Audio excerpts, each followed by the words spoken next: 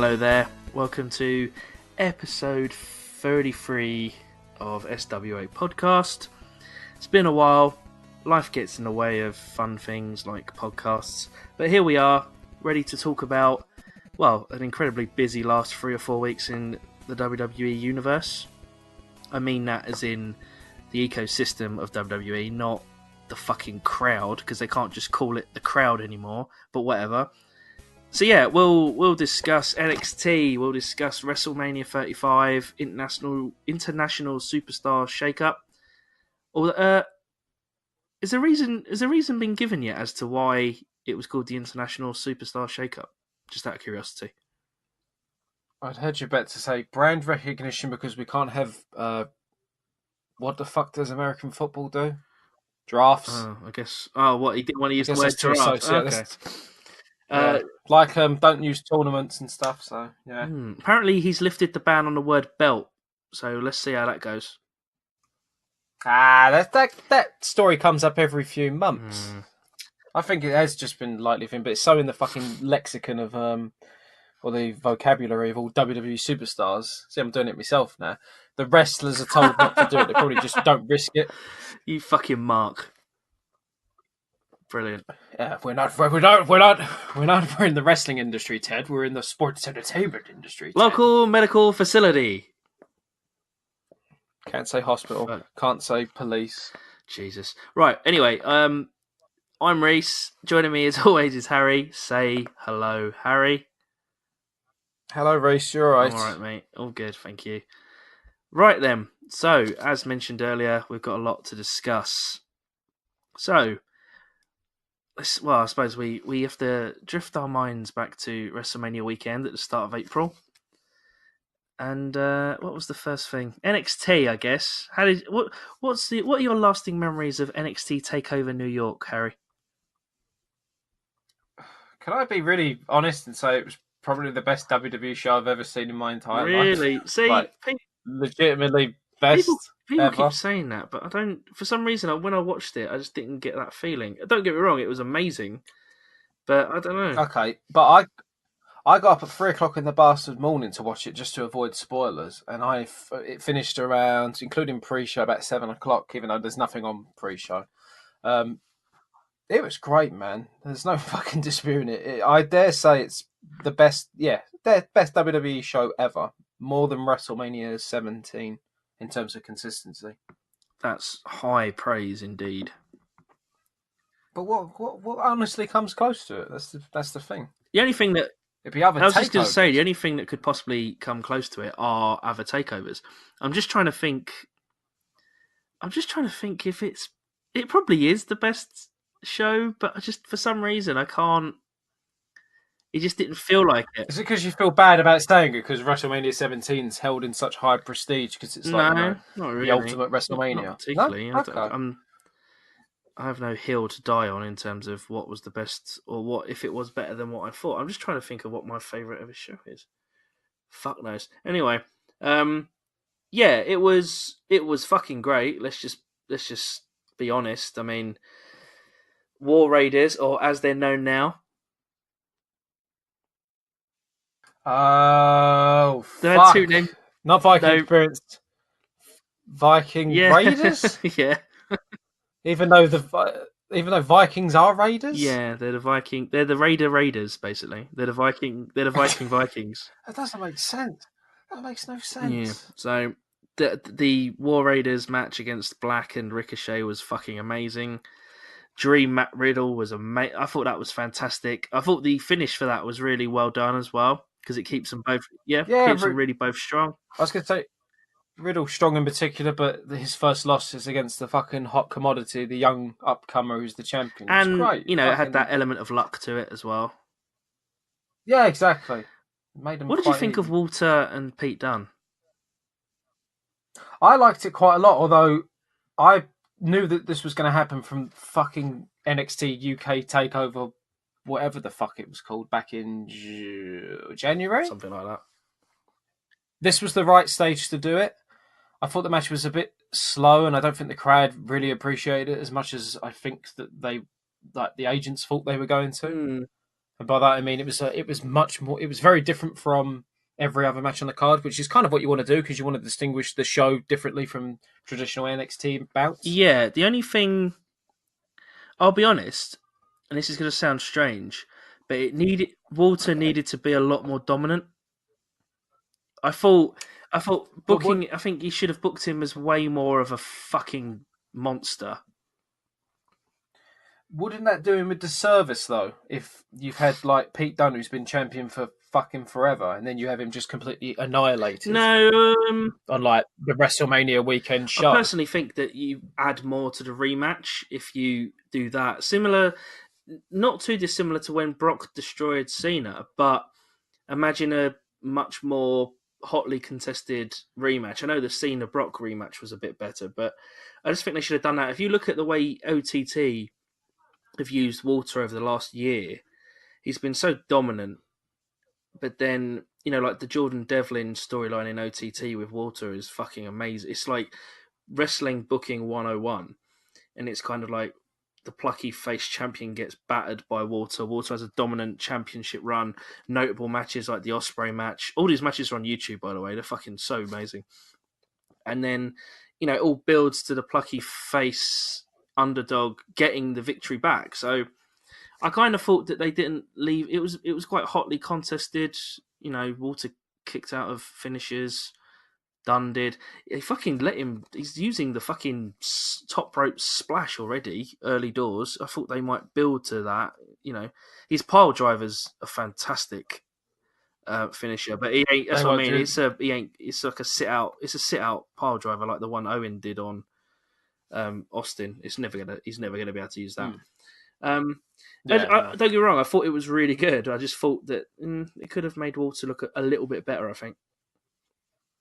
It was a very meaty meat and potatoes match as opposed to a lot of sizzle, but I thought it was very solid still. They got 25 minutes on a takeover show. I mean, it's the second longest match on the card. They did fucking great, and they got a lot of time to tell a decent story. It was really good, and and it was the longest title reign of any WWE show this weekend, so it did deserve all the time. I thought it was good. I do understand people who have a bit more negative reception towards yeah, it. I have no negativity towards it. I just thought I think making Walter look beatable this early on in his run was a bit much for me. I think he should have had a bit more dominance, but it was still amazing, so I'm not complaining. I'm sure he'll be back to squashing people on NXT Yeah. UK. Shayna Baszler, that was she beat Io, Bianca Belair, and Kairi Sane. That was decent. It was probably the weakest part of the card, but it was still decent. Yeah, similar sentiment to the last time we were kind of in this predicament. It's like, who else has Baszler now got? Although there does seem to be a lot of women coming up the ranks in NXT now. Obviously, they've just lost Sane to main roster. Yeah, it was a decent match. I can't complain. Again, yeah, it was probably the weakest on this card, but still solid. Yeah, it was great. And then the main event, which has caused not a stir, but there's debate and discussion on this. Johnny Gargano, Adam Cole. For some reason, it was the best 2 out of 3 falls match. Vacant NXT Championship because Tommaso Ciampa is, well, he's next fucked again. So I hope we see him back, but you never know with these things, unfortunately. Gargano finally wins the NXT title. He wins 2-1 as expected. This has some people saying it was overbooked, and this has some people saying it was the greatest WWE match of all time. What do you think? Latter category. Yeah, would you be confident to say it was the greatest WWE match of all time? Yeah, yeah, easily it is the greatest WWE match of I all time. think I I think think that the sorry, I I would. think the context for people calling it the best WWE match of all time is that Meltzer. I think Meltzer gave it 5.5 out of. Well, he gave it 5.5 stars. 5.5 out of 5. Well. Better than perfect. Technically speaking, that is the scale. But he gave it 5.5 stars, which does make it, based on his scoring, the best WWE match of all time. I'll be honest, it's nearly 40 minutes long, and I thought it was good. I love watching both guys. I thought the match was saved. Oh, it wasn't saved. It built to it, obviously, but the last 10 minutes is just fucking amazing. Like, some of the best drama in wrestling you'll see. Maybe too many kickouts of big finishes. I don't know. That tends to be a thing these days. I'm not anti or pro, whatever. But yeah, it was fucking fantastic. And I kind of wanted Adam Cole to win. Well, no, I wanted Adam Cole to win.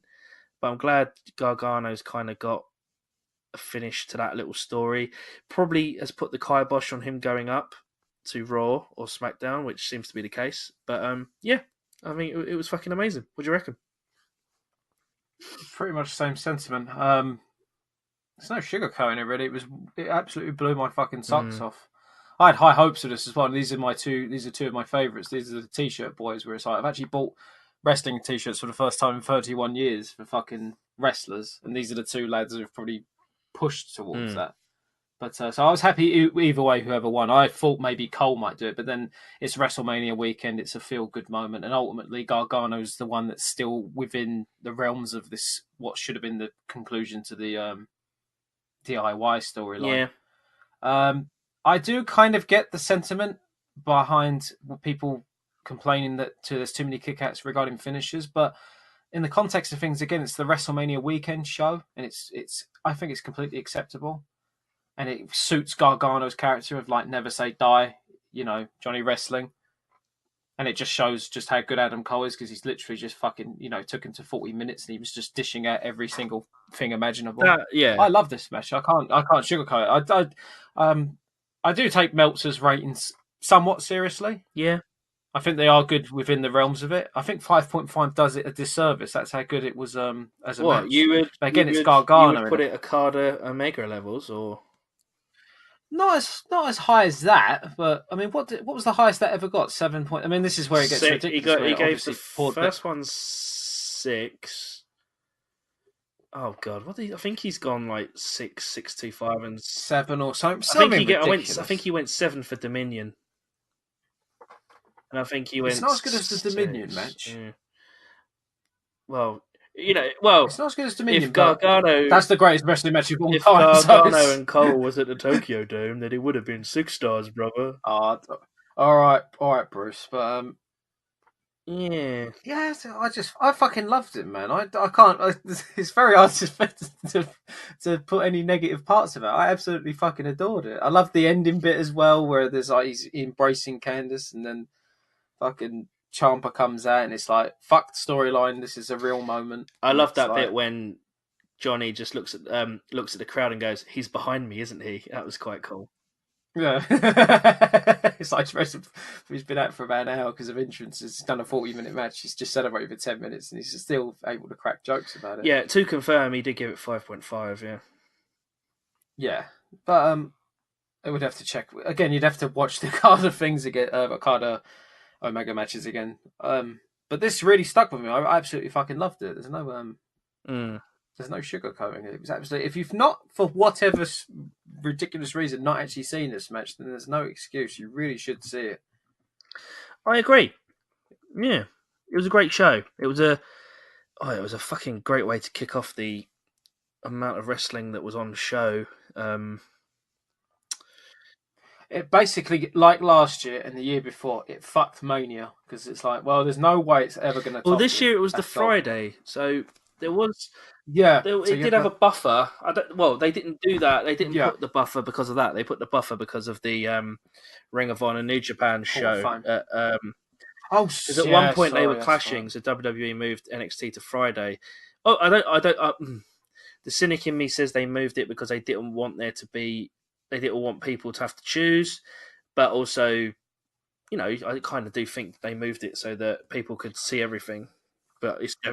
Well, they did it in New York this year, I think, if you believe rumor and innuendos, because it's more difficult for other wrestling shows to get booked. Yeah. Well, I was gonna come on. Come on to this actually. Was there any other show that you were interested in? So there's so many shows. It's like 4 or 5 days of solid indies and shows, WrestleCons and whatnot. Did you catch any of that?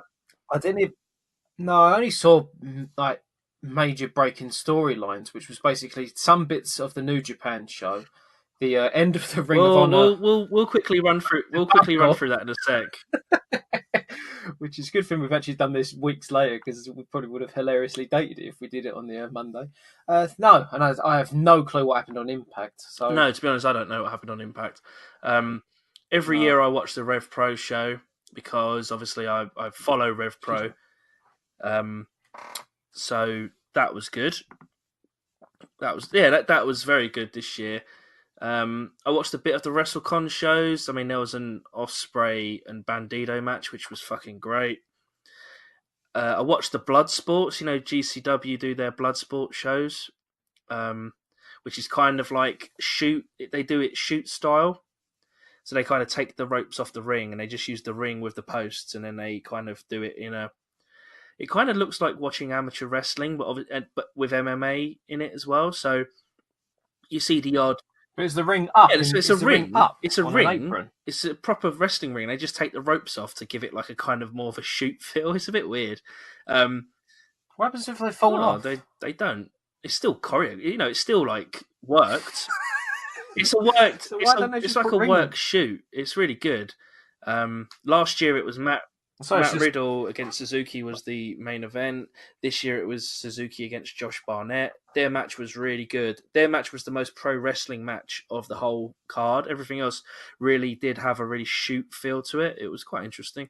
It's just a really quick show. It's like just under 2 hours. They do the matches quite quickly. Quite a lot of good indie stars on there. Obviously, people like Suzuki and Josh Barnett, who are both.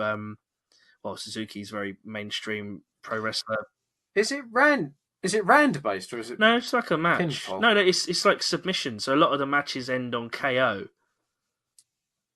Right. But then they do things like. I'm trying to work out how to suspend my disbelief, because obviously traditional world of sport was round based. No, so this is round based. You have UFC, which is round based, and then wrestling, which is not round based. It's like some of the matches will end in KO, some will end in submission. No pinfalls. It's quite interesting. But yeah, sounds a bit weird. There's Joey Janela's spring break shows, which I'll be perfectly honest with you, I'm not a huge. I don't really get Joey Janela. I think he does really great. I think the fact that he's made his spring break shows a big part of Mania weekend is fucking full credit to him. And I think GCW, is it Game Changer Wrestling, which is the promotion that he books it for. They do great stuff, but these spring break shows aren't really for me. And then I suppose it's very talking point worthy, but Ring of Honor, New Japan, G1 Supercard at the Madison Square Garden, the show that quite nearly didn't happen because WWE did flex some muscle in terms of the Garden, but they didn't book it and it was available, and Ring of Honor won out. Have you caught any of this show? No, I know one result off the top of my head, and you're probably going to correct me anyway, which is concerning the New Japan. Fucking hell, I'm showing myself up again. New Japan's Heavyweight Championship is not called the New Japan Heavyweight title. It's called IWGP. The IWGP International Wrestling Grand Prix Heavyweight Championship, which I'm 95% sure Okada beat Jay White. Yeah. Right, that's fine. And then I don't know anything else. It was just a very odd show in that you could argue that New Japan on their side of things, they really brought some good stuff to the show. That's what I read. Yeah. New Japan, for all intents and purposes, sounds and looks great, but then there's a second partner in this dance, and for all intents and purposes, it kind of shat the bed. Well, the other partner, Ring of Honor, brought most of their roster were involved. There was a 30-man Honor Rumble that opened the show on the pre-show. Fuck me, Ring of Honor's lower card and like their depth of their roster is just so bad. And also, you're talking about a Honor Rumble that had like Jushin Thunder Liger, Suzuki in it, and fucking Kenny King won. Well, what was it for You this get a Rumble? World Championship match. So Kenny King has got Oh, there was. Oh, Yeah, right. Kenny King's got a fucking title shot out of that. Jeff Cobb and Ospreay was really good. It was like TV title and a never open weight title, both on the line. So Jeff Cobb's got the Never Championship now. That was a good match, but it's only about 12-30 minutes. Right. Roosh squashed Dalton Castle in 15 seconds. That was one of Ring of Honor's odd things. Though I do think Castle's injured, so you give him the benefit of the doubt there. The Women of Honor match was fucking woeful. Kelly Klein's back, and well, she's the champion now. And I think they've brought back the Beautiful People. So yeah, exactly. Fucking hell. Only 10 years past that team's expiration date in Impact. So Bully Ray had an open challenge for a New York City street fight, which was supposed to be him and Juice Robinson, but for some reason it turned into a 6-man tag New York City street fight. did they actually do tags during it? No, it was like a tornado tag, I guess. I was going to say that'd be very polite of them to have like this hardcore death match, and then people will be tagging in and that. Dragon Lee, Taiji Ishimori, and Bandido, which is a fucking amazing match on paper. They only got 8.5 minutes for the Junior Championship. That was good. Dragon Lee won that, which I really am hoping is setting up the eventual return of Hiromu Takahashi, because that's obviously, he got injured with Dragon Lee, so I'm hoping that's what that's setting up. How long's he been injured for, Takahashi? Nine months. How long's he... But his was he broke his neck. You know, yeah, I was going to say wasn't he's fucked. Yeah, he will when I was going to say though. Has there been any? Yeah. Sorry, has there been any prognosis on his? Oh no, he's. I think people were hopeful he's going to be back within the next couple of months. Oh really? Yeah, he will probably have to severely change his style, because remember, he was batshit insane. Yeah, I was going to say. So that's hopefully the sign that he's on his way back. Guerrillas of Destiny won both the Ring of Honor titles and the IWGP. That match was interesting because it basically had PCO in it, and he just likes being murdered by people. So there was some fucking awfully sick spots. I think this is part of the show where Enzo and Cass did their shoot running. Oh no, sorry, their worked shoot running. Apparently, the New Japan people didn't know this was happening. So, like, Guerrillas of Destiny are like, hang on, what the fuck's going on here? Enzo, I'm getting that is since to use the term you like, shat the bed already. I think they haven't signed a deal with Ring of Honor, and the fucking backlash to this has meant that they likely won't.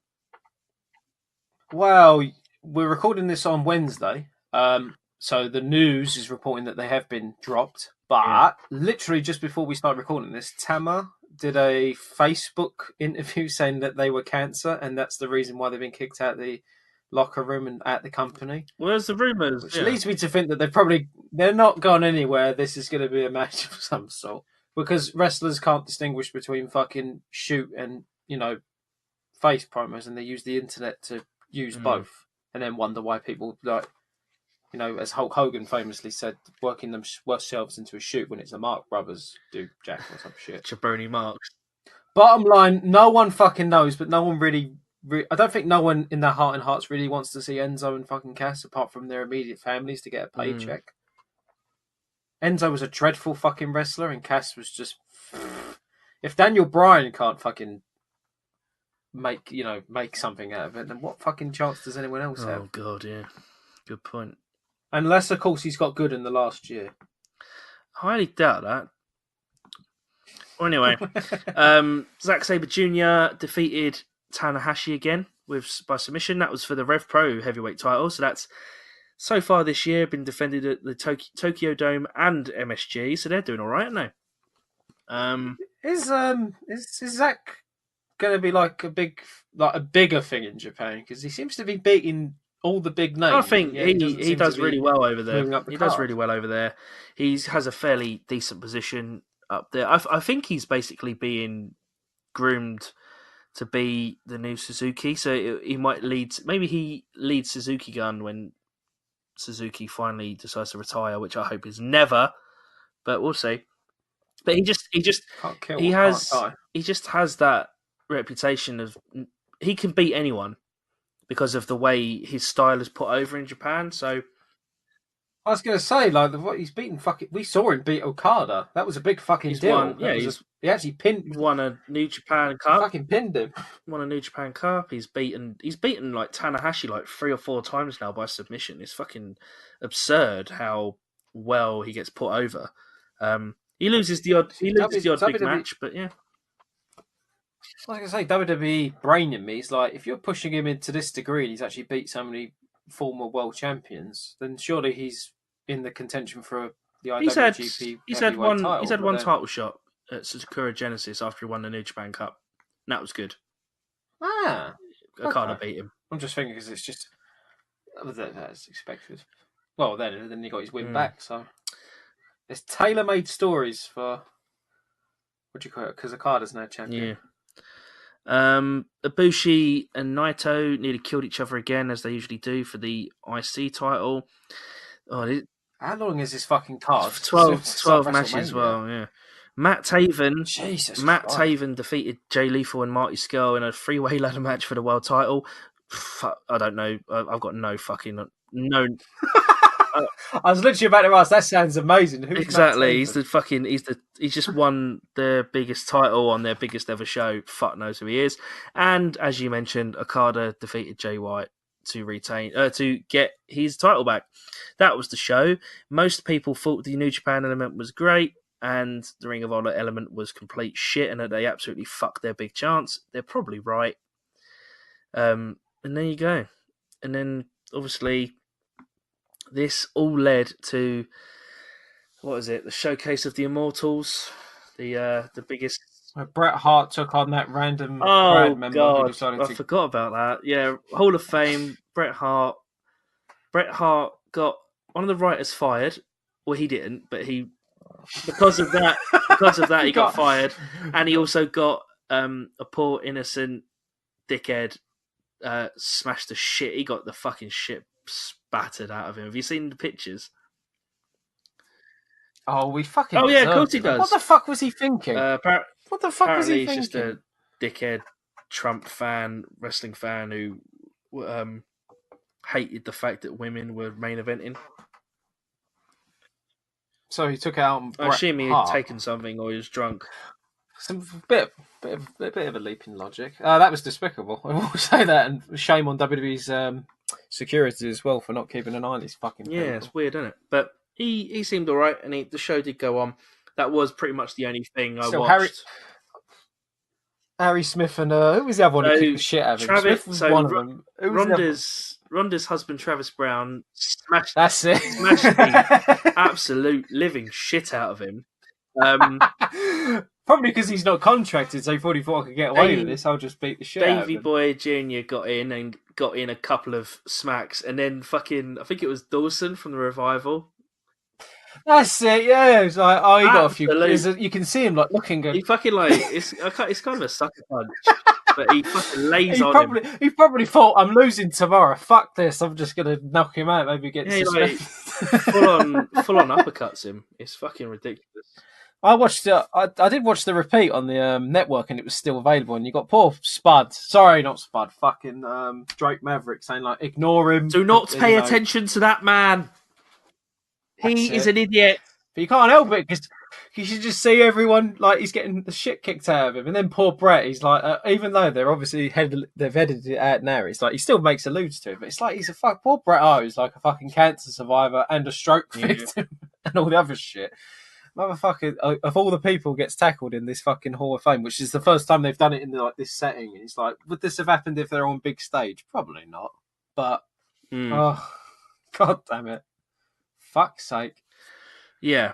And then WrestleMania. I mean, fuck me. Let's just talk about the fact it's 16 matches and it was, with the pre-show included, 7.5 hours. It's too much. Fucked when I started watching it at 8 o'clock in the morning. I had the day off work. You know, it's bad when the show finishes around the same time you finish work and you don't take a lunch break, and you're like, the sad part. I'll ask you, what did you actually think of the whole of WrestleMania on the whole? I think it was one of the. I think in the era of ridiculously long WrestleManias, it's probably the best WrestleMania. Yeah, that's what I think. If probably WrestleMania, 30 or 31. One of them is the one that 31 was great. started this Yeah. nonsense. But for consistency's sake, this was the best one. Even from terms of overall WrestleManias, this is probably one of the most consistently best booked ones in terms of match quality. Yeah, I was going to say the best thing about this WrestleMania for me was that they got the timings right in that they gave the matches that weren't that important or that weren't that interesting a short amount of time, and the matches that needed a bit of time, they gave it to them. So just like a few examples, main event obviously got 21 minutes. That's not bad. Triple H and Batista is the anomaly there because that was dog shit and that was way too long. Triple H in a long match at WrestleMania. Well, obviously, yeah. Kofi and Daniel Bryan got 24 minutes, which was good timing, and AJ and Randy got 16 minutes. I thought that was quite surprising. But then obviously Seth and Brock was 2.5 minutes, or about with everything included, it was about 12-15 when you can entrances and all the stuff. But the bollocks. I just thought they got that stuff right. But then they do kind of ruin it because imagine being. I'm just gonna say this. Imagine being in the crowd. You've been there for 7 hours. You're fucking flagging. You're outdoors. It's like midnight. It's midnight. Yeah, you're cold, and it's like, okay, thank fuck, the main event's on. And fucking Carmella and R-Truth come out and dance in front of you for 5 minutes. What the fuck are they doing? It's just to give you a chance to go for a piss, even though the nearest toilet is 3.5 miles away. And you can grab yourself a drink, even though you've not drank anything for 3 hours. Why is Hogan doing this shit? It's so cringy now. Well, let me tell you something, dude. This is my racism is bad. Fucking Alexa Bliss hot dogging with him at the end of that segment. Oh. You forgot the best fucking bit of the whole Hall of Fame thing. I don't give a fuck if he said afterwards, he had a good chat with him and, they feel like the air's cleared. You watch Hogan come out and it's every black person in that company just looks and is like, nah. Bobby Lashley stares a fucking hole in the back of his head. I would have, Bobby. I would have gave you 5 whole pounds if you just got out, just walked over to him, just gone. There's like a shot, yeah. And then you see New Day, who throughout the entire night they're having the time of their fucking lives. So, like Kofi's talking with his kids, Big E's doing faces, and then you watch Hogan do his speech, and it's just like. It's like the fucking Dementors have just eaten away their souls, and it's like you can see them dying in the background. And then every time poor Beaver mentions, my buddy Hulk. Oh, I wouldn't be anywhere without you, my friend. And it's like, yeah. It's almost as if everyone in that company doesn't believe a single fucking word he says, and it's just the company's still trying to milk something out of these soury tits. Yeah, it was so bad, cringy. I'll just say the stuff I liked. I think it's all pretty obvious, to be honest. I liked what they did with Seth and Brock. I thought that was good. Oh, yeah. That's what they should have done with Roman 2 years ago, or however long ago. It wasn't a million miles away from the SummerSlam thing, to be honest. I said this, though. I said, fucking have it start and then just fucking get on with it quickly and over and done with. And they literally copy-pasted it. I think it was what SummerSlam might have suggested, open up with Universal title match and finish it. I loved it, though. I love the fact that Heyman alluded to it. It seemed the moment he came out and said it's opening first, it was like, holy shit, Seth's actually winning this. Because unless, of course, it's get the fucking, the Debbie Downer match out of the way. And then let everyone start to celebrate. But it was like, shit, Seth's probably winning this now. And lo and behold, he actually does. You know what was awesome? Quite cleanly as well. Well, he low-blowed him, then gave him 3 finishes. It wasn't clean at all. Brock fucking... No, but Brock beat the shit out of him for 10 minutes. I suppose he actually did beat the actual shit out of him. It was clean, yeah. I absolutely loved the pop he got when he came out, Seth. Burn it down was, so good. Like things like that in wrestling, I just love watching. I love seeing. I know, but that's the whole crowd participation thing. It's like you're actually part of a unit, and you actually get to, enjoy the moment with loads of other people and how passionate you are. That's why it's like Shakespeare for the masses. As I can't remember who the fuck said it, but it literally is sometimes. Yeah. What a good match though this Yeah, one it was. was. Just for It results was sake as well. good way to start the show. I agree. I thought that.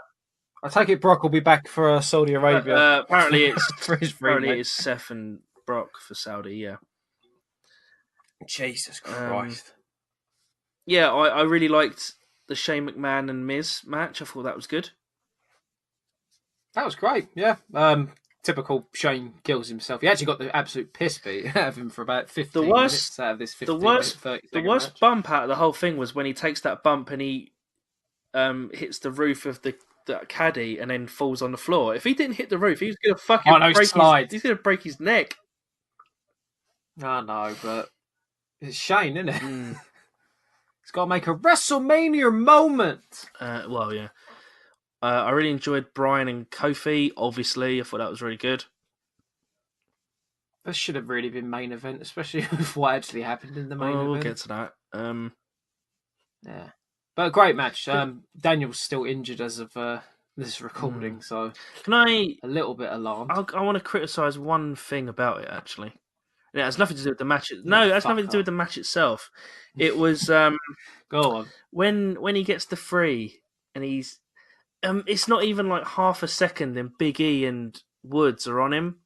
I wanted there to be I wanted there to be that WrestleMania 12 Shawn Michaels moment where he just sits there and he's like, "Fuck, I've finally done it." What tells everyone get the fuck out of my ring? This is my moment. Well, not quite that. Just the kind of him sitting there and like even just 10 seconds of him being like, "Fuck, I done it," not just immediately smothered by those two. That annoyed me.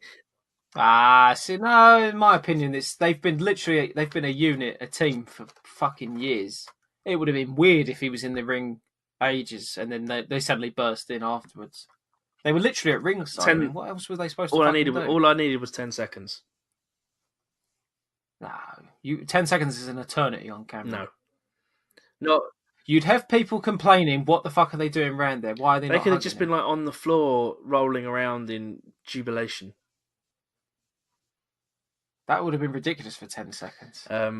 There just wasn't that one great moment with him being handed the belt and him... No, pal, they're not running around with pancakes for 10 seconds.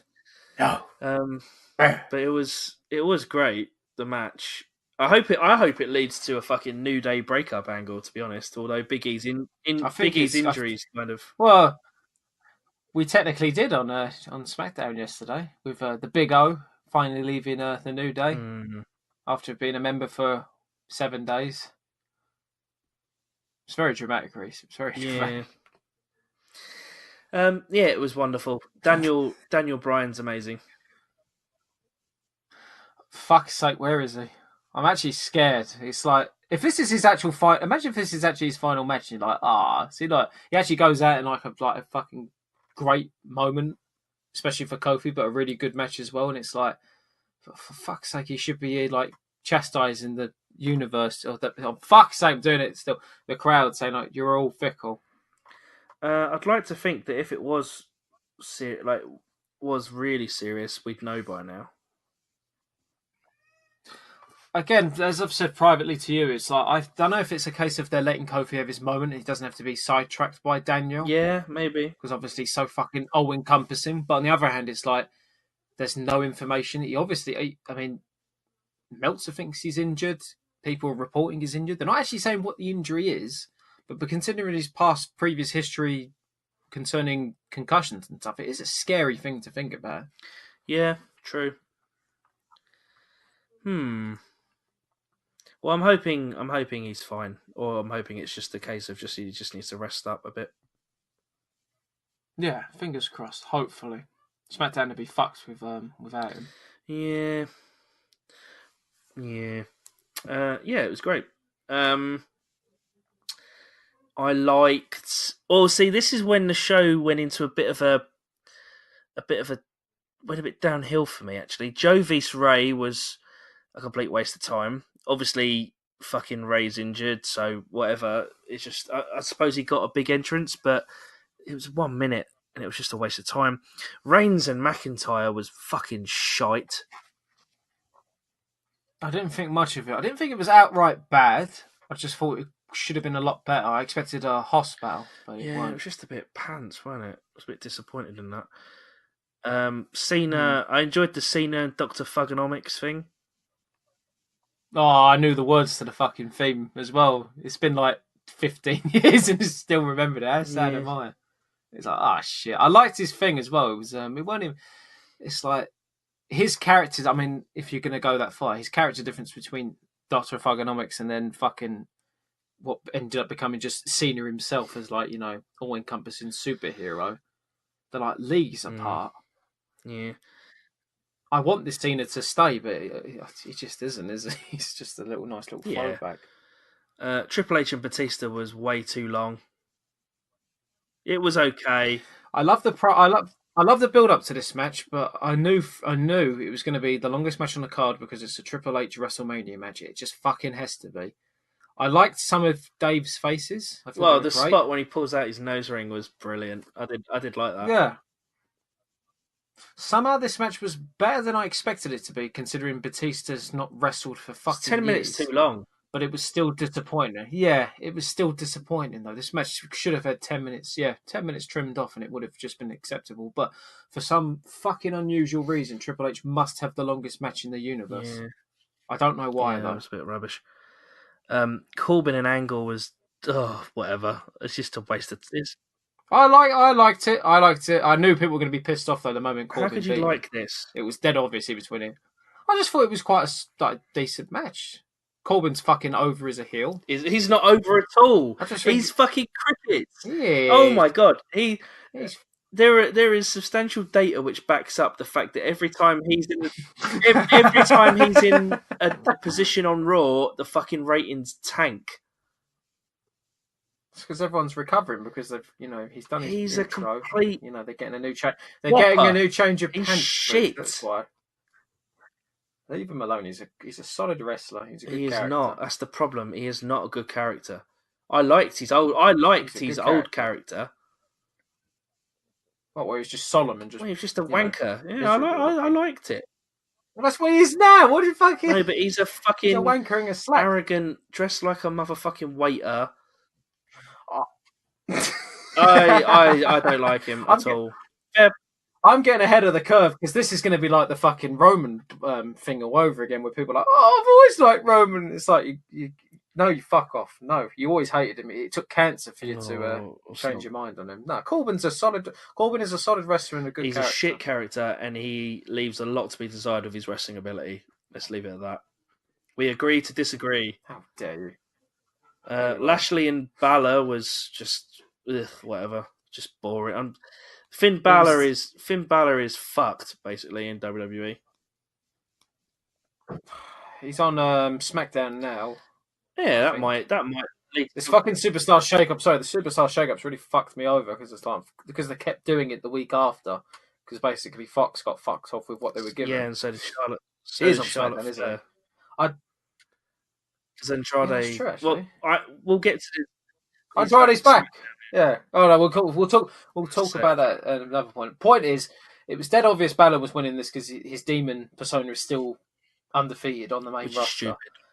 It was but it was a fine match. It didn't actually need to be on WrestleMania. As sad as it is, this and several other matches did not need to be on this show, but it was for some reason to get them a payday. But it was fine. It was basically a glorified piss break. Yeah. Watch Balor's intro, then try and run to the toilet. Yeah. It's agreed. What did you actually think of the AJ Orton match? AJ Orton? I thought it was great. I thought it was going to be good anyway. I know lots of people are like, oh, it's Orton. But I thought it was good because I thought they told a good story with the whole... He's gonna hit an RKO from the forearm, and there was a couple of good spots where AJ went to do it and then faked it and blah blah blah. Yeah, I thought it was good. I knew it was going to be like that type of story. It seemed dead obvious, but people was adamant it was going to be a boring match. But I thought these two were fucking solid. Orton is really he's so fucking solid and fucking consistent with his stuff. Sometimes he has the odd hiccup and stuff, but in overall terms, when he wants to, he can be the best in the fucking universe. And AJ's just fucking AJ at this point. He's been moved to Raw now, and it's like, oh shit. But then you think of all those good matches he can have on Raw now. But this was good. I thought it was a good match. Yeah, I thought it was good as well. Usos, The Bar, Nakamura, Rusev, Ricochet, and Black. That was okay. Just didn't have enough time. It was just spot after spot, wasn't it? Yeah, it was. It felt like it was longer than it actually was, but it was only about 10 minutes.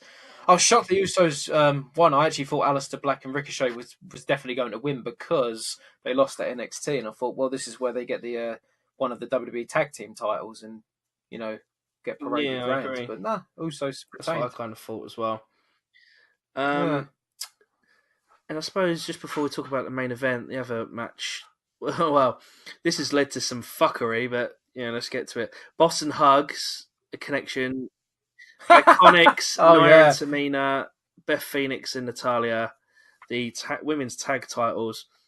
The Iconics one, but the big hubbub is obviously apparently Sasha and Bailey were fucking livid that they lost. To the point where it looks like Sasha is currently doing a Neville, and she's not working, and she doesn't want to work. That's becoming now. Okay, 2 points. One, I was happy Iconics won. But very they're happy. They're not very good. Yeah. Really.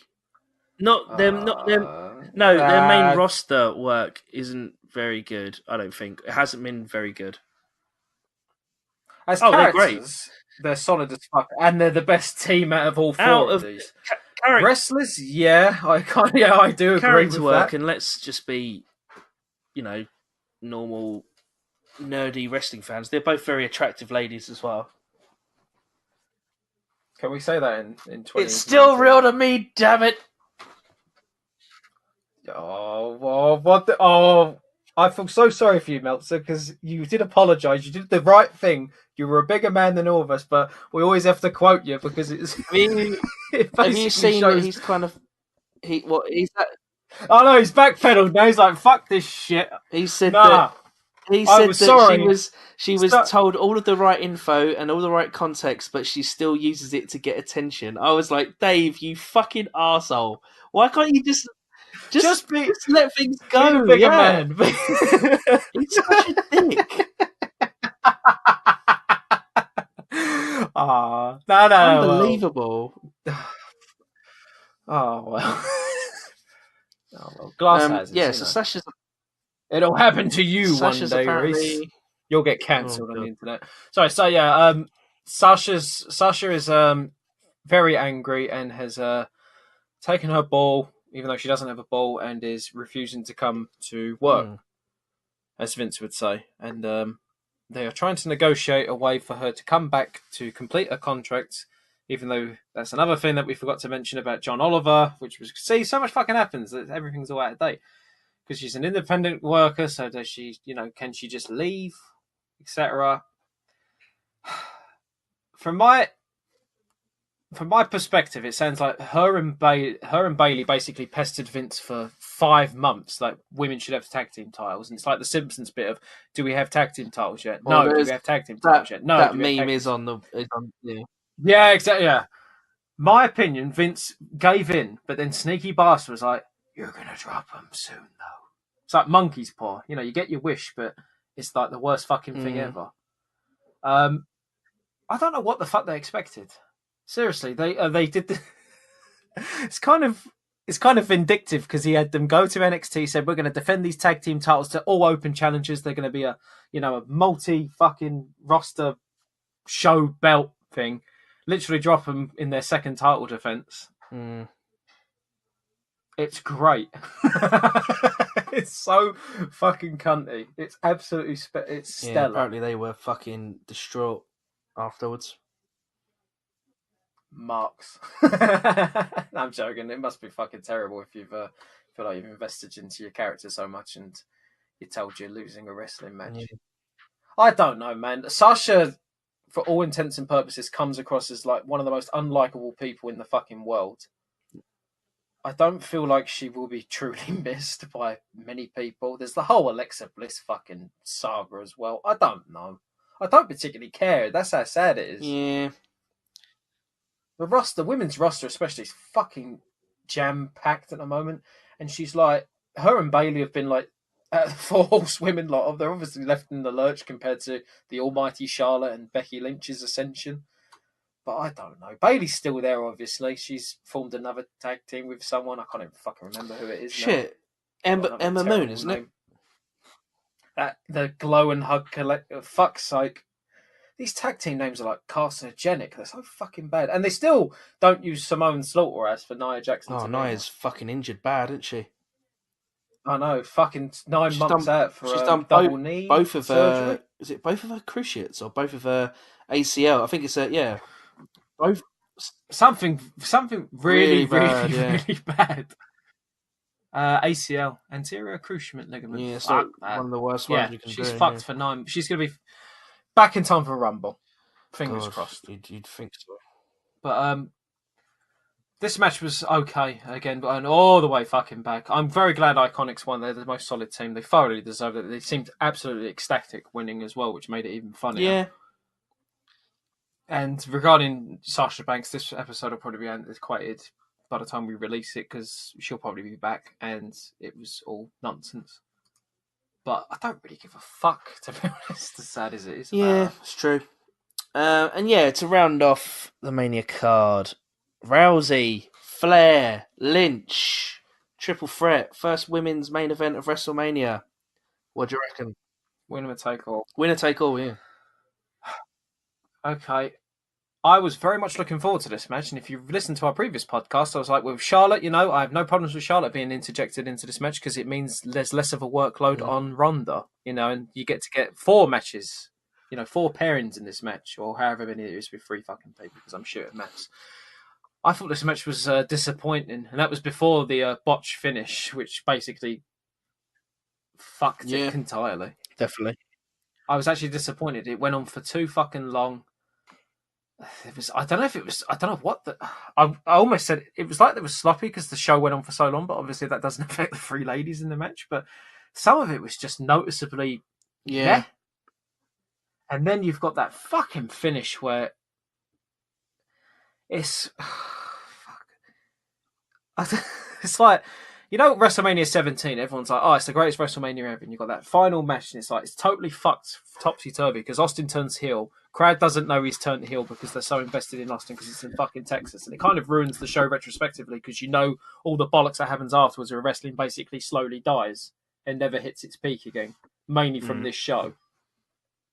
This one's kind of similar but different in terms of this was built up to be like the biggest, bestest thing ever for women. It's like, the equality meeting moment where women's wrestlers finally get the recognition for all the hard graft they've done for like 150 fucking years or something. And it's only going to be remembered for the fact that Ronda got pinned. She broke out the pin from a 1 count and still got counted for a 3, and Becky wins both titles. Vince thought that the best finish was to do a complete surprise, out of nowhere, roll-up finish on a match like this. In a fucking spot like that. Yeah. Jesus wept. I thoroughly disagree. It's his fault for coming up with that, if that's true. It's also referee's fault for not breaking it the moment he saw it. If he did see it, that's the other fucking thing. It's like, they're told to book it as a shoot, referees, but if he, for all intents and purposes, we're always told that referees, they don't ever do it because it would completely break kayfabe if they broke a 3 count, even though it's legit. But it looks so fucking obvious it was broken on the 1. And everyone's like, Ronda reacts as if like, no, I definitely broke out, and that doesn't help matters.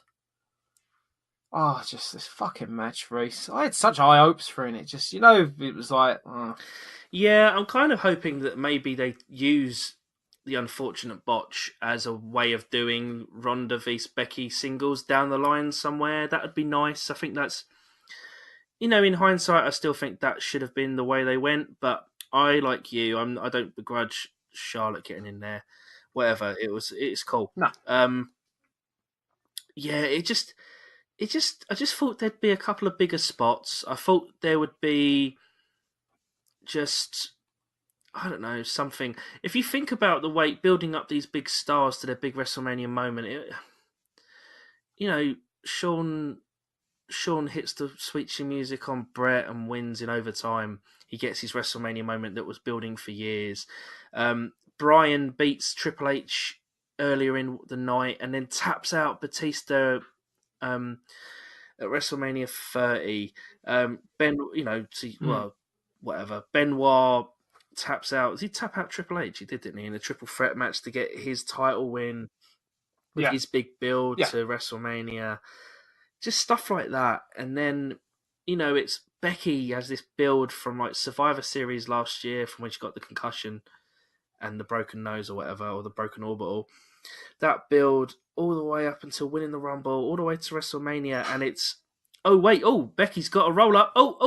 Ronda has her shoulder up, but it's a freak out. Oh, what's going on? That's what's going on. She got her shoulder up, but it's just like, what the fuck are you doing? What the fuck?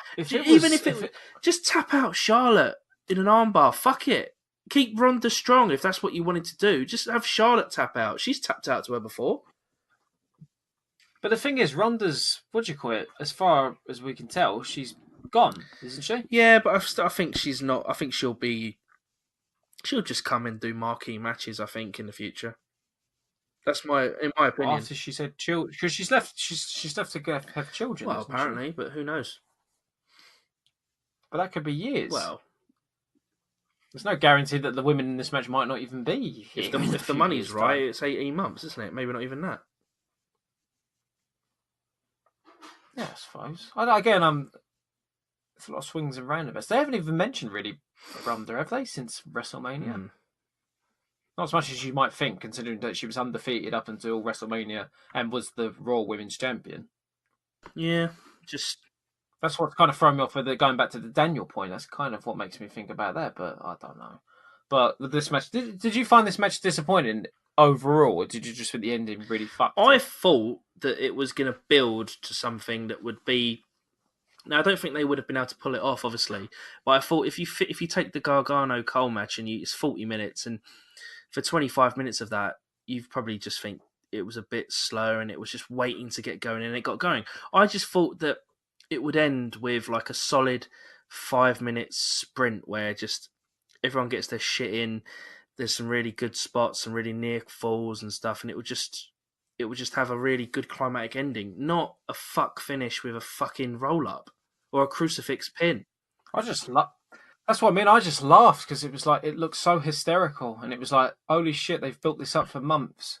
This is the main event, and look at the fucking finish. That's all I fucking remember from it, and that's really sad because it's like this should have been Becky's crowning achievement. But compared to Daniel 5 years before at WrestleMania 30, it's like a fucking parody of it. Yeah, not to mention fucking the crowd.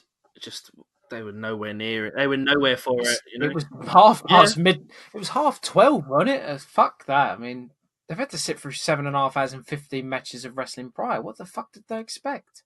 It's cold. They've got Ubers to get to. I mean, what the fuck? Ubers to queue for 4 hours. Yes, yeah, I'd take the New York. Actually, the subway's shut, isn't it, at that point, or the bus?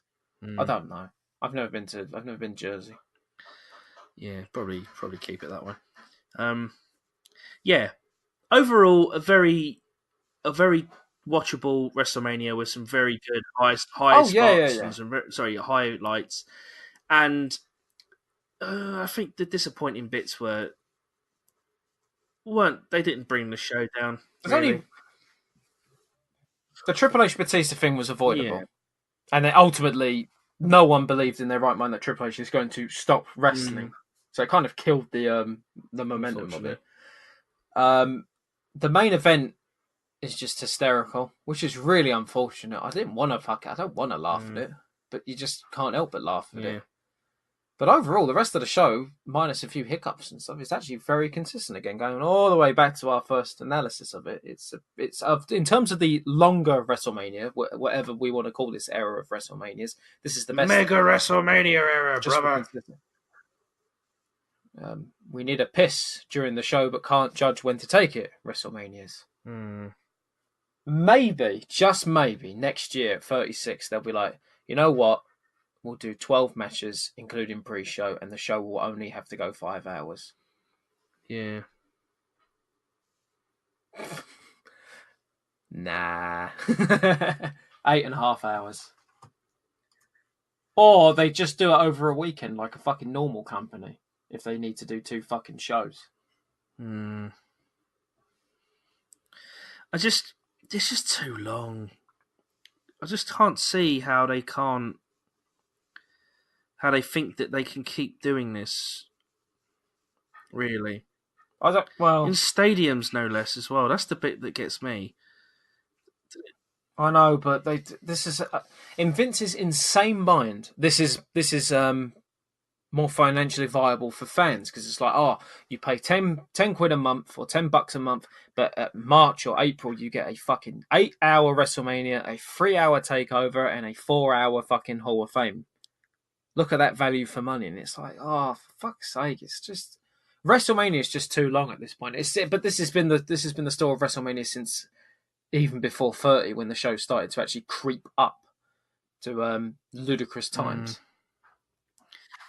But then they won't change until their shareholders actually put down their foot down and say, like, no, I'm a fan of this product. I've invested in this product. I do not want to sit down and watch it for that long. But they won't, because the product's nearly worth $100 a share now, or it is worth $100. I think it's just under still. I'm just literally reading one of the news sites, and Joey Gertner. Remember Joey Gertner? Joey Gertner, yeah. Well. At some point, I think it was $100. Christ. And that was on the 23rd. That was yesterday. Might have slipped down since then. Obviously, that Bray Wyatt sketch has been put the price up. I like that, but whatever. I thought that was pretty nifty. What's that, Bray? Should we talk about the fallout of WrestleMania and all the other quick stuff? Just quickly go through that, yeah. Let's go. I know it's been 3 weeks. Just before as well, John Oliver, a few days before WrestleMania, he did an indie promotion and tried to capitalize on WrestleMania's weekend by trying to get a pop in the ratings by complaining about things that wrestling fans, which was strange because it obviously showed that he's a huge mark for wrestling as well. He said he's a fan. He loves wrestling. Same with Stewart. That's weird. All these liberal political analysts coming out of the woodwork saying they're fucking wrestling fucking fans. marks. Stewart at least got into bed with Vince. That's the other thing. I respect that. A man without principle. Okay, so post WrestleMania, we've had the Superstar Shake-Up. Let's go through some of that stuff. So Miz is now on Raw. Andrade was moved to Raw, but is now been moved back to SmackDown. May or may not, definitely is linked to the fact that he is banging Charlotte Flair now. So that couple... Apparently, according to rumour and innuendo, Fox put their foot down and said, we want more... Mexicans! We want the Mexicans! Yeah, because, don't be racist. No, I'm saying Mexican. I'm just joking. They said they wanted more Latino stars, so him and Selena Vega have been moved back to SmackDown because Fox have more of a leeway in this fucking show.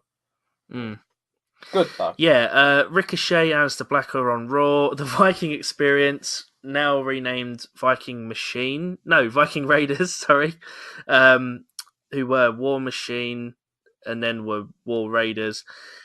They're on Raw. They've also had their names changed to Ivar and Eric. So, whatever.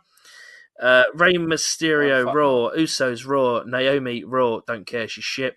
Eric Young, Raw. EC3, Raw. Cedric Alexander, Raw. Lars Sullivan is on Raw. Yep. Lacey Evans is on Raw. Whatever. AJ Styles has moved to Raw. SmackDown acquired Finn Balor, Ember Moon, Bayley, Kairi Sane, who is in a tag team with Asuka now, which is interesting. Page manager. Oh yeah, Lars Sullivan was actually moved to SmackDown after initially being on Raw. I was going to say Black has moved to SmackDown as well. Maybe he's moved with Selena because they're engaged or they're married, one of the two.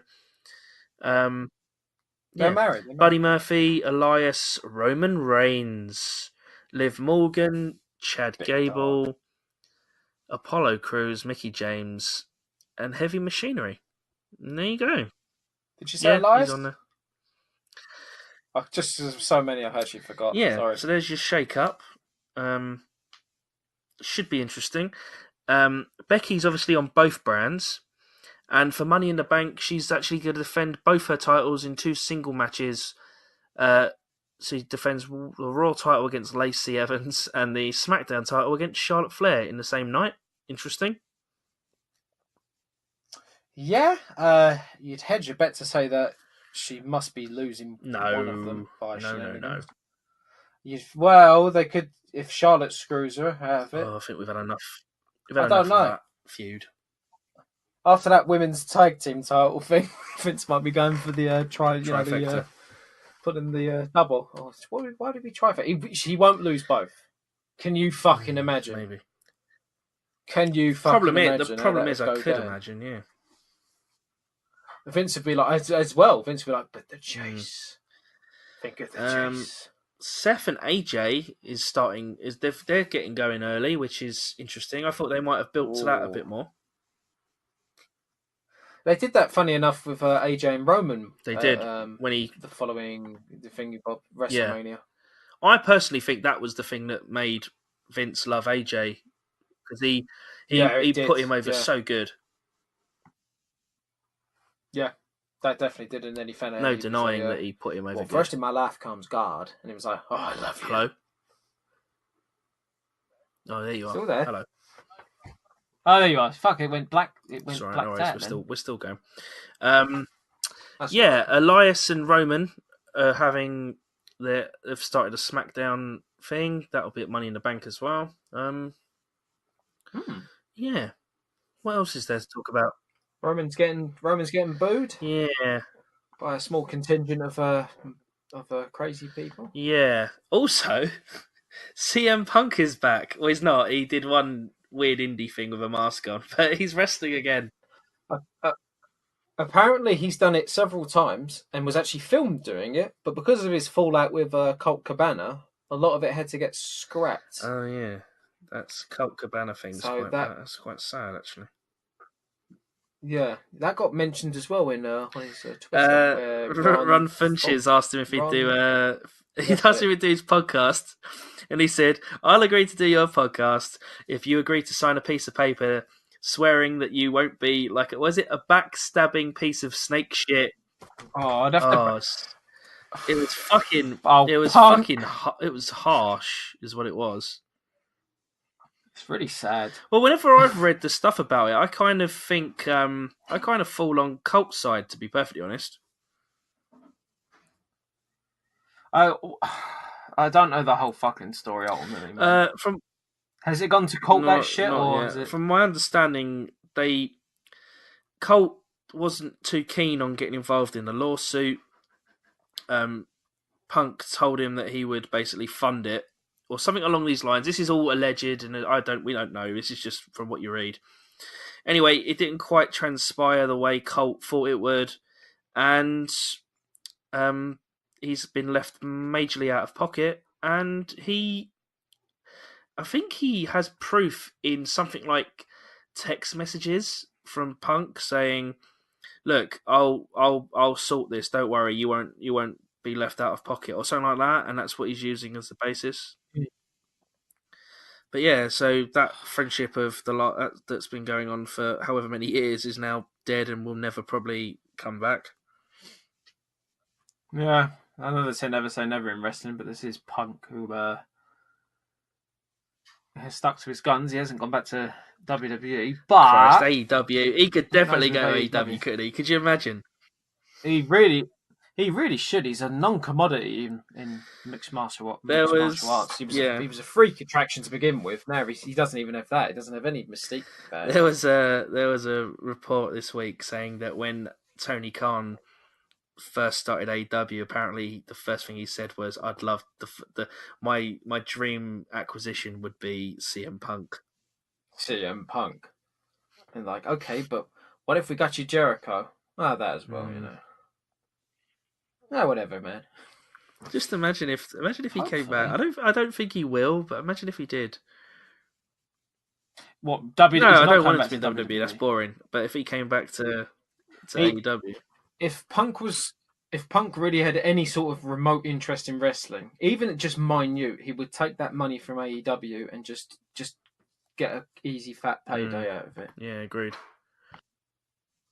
But the motherfucker's already quite well off, so he doesn't have to do that. He can dress up as a fucking ninja in front of 30 people and do a rubbish looking GTS. Yeah.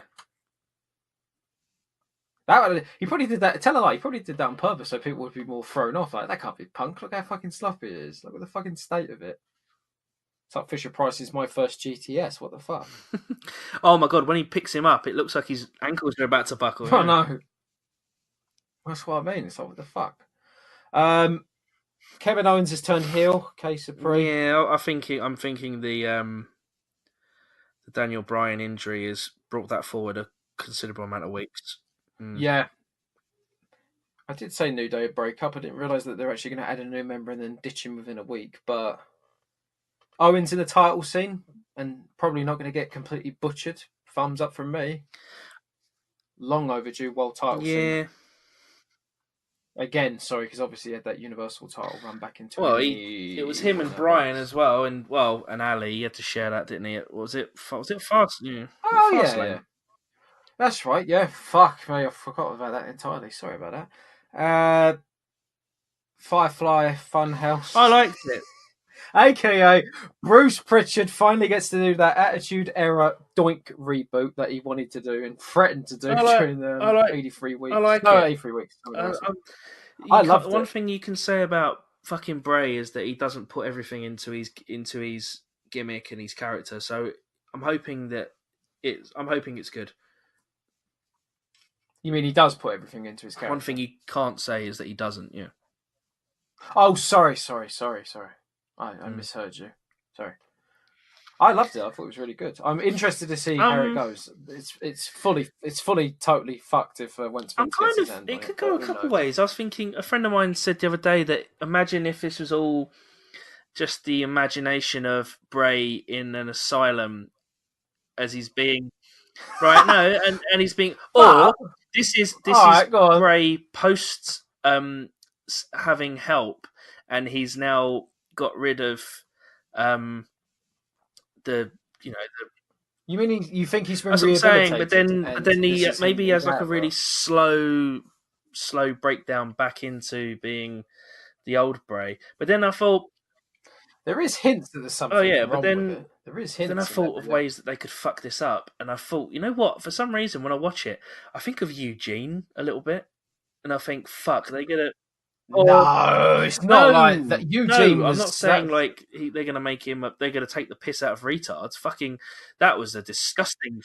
You can't say that. Oh fuck! Oh my god! That's what they did. That was the word that they used. No, but you can't. I know, but you can't say that. Reviewing something, I can do what I want. I know, but what I mean is that I just thought, oh, imagine if they make it, or remember when Bo first came up from NXT and he was doing that stupid motivational speaker thing. I just had like feelings of that, but ultimately it's just going to end with him breaking down and becoming Bray Wyatt again, isn't it? No, I think it's going to be like Doink over again. He's just going to be like, he's going to have his own little talk show during Raw. It'll migrate towards that. And he's just going to be like this fucking, he in his own mind, he feels like he's the happiest person on earth, and like he's he's a new person. Everyone tries to see through the facade, and he's like, "What facade? Like, this is who I am now."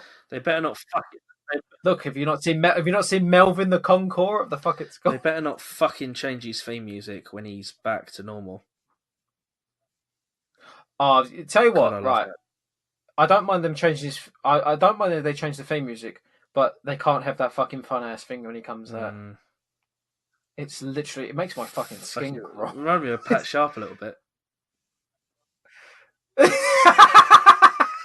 So I was like, it's like Pee Wee Herman, obviously. Obviously, there's an Adult Swim show, which is basically what someone's watched and completely based it upon. Yeah, I thought Pee Wee as well. Just hope he doesn't get his wang out in front of kids in a truck stop toilet like Pee Wee Herman did. I was going to say allegedly, but he was arrested. There's no need. He was a nonce. He got caught noncing. He got caught with his pants down. There's no allegedly about it. He got caught noncing. So that's what happens. No. Nah, Bray will be right. Bray. The only incriminating thing Bray has done in the last 2 years is got off with Mojo. Well, which is he didn't completely just out get of off our with. He didn't just get remit off with of Mojo. He ruined his marriage by having an affair with Mojo. Oh, wrestlers gonna be pro Wrestlers wrestlers. gonna wrestle. Whoa. Is there anything else? Fuck's sake, there's tons. I feel like we are missing shit. I think Who that's enough for now. We just have to come Lars back. Sullivan's back. We mentioned that. We just have to. Fuck. We'll just have to come back next week, Harry, and build up some more news. When the fuck is Money in the Bank? We've missed that Shield farewell. Obviously, that Ambrose is gone. There's May 19th. May 19th. About 3 weeks. Isn't that the date that Kane's movie came out? Something like that. Oh my god, is that really? Oh my god, 20 years, nearly 20 years after that shit happened. Is that really May 19th? Yeah, May 19th, 2019. Fucking hell, I can't even remember important dates in my family, but that thing seeped into my fucking consciousness. Vince, you mad genius, you've done it. I've got to check. I'm sorry, I've actually got to check if it's the fucking date. I'm on the edge of my seat. Hold on. May. Oh, because he's now mayor of Knox County. It is the May 19th, yeah. Really? Oh, expect Kane to turn up then, folks. You've heard it here first. Over a decade ago, Kane went totally mental in a roundabout way to promote the movie See No Evil. This is his story. May 19th. May 19th. That's it. And then he fought himself. Festus, wasn't it? Festus. Oh, well, we now know him as Luke Gallows. That's it. Oh, right, my God. That's enough news. Too much news. Cool. We're back. We're back on the wagon. So we'll be back. We'll be back next week to talk news and wrestling. I definitely feel like we've missed something really big. Well, we'll talk about it next week. Oh, well, there's one last breaking thing, which is Taker and Angle have been pulled off StarCast. K fucking Supreme. And it's basically confirmed by Conrad that it was Vince that did it. Yeah, he was like, they said that Vince couldn't go. What the fuck is he saying like, JR? Oh, fuck it. I can't do impressions of show. Hey, Eric, how are you?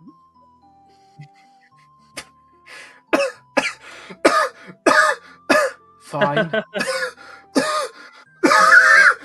Bruce, take your pills!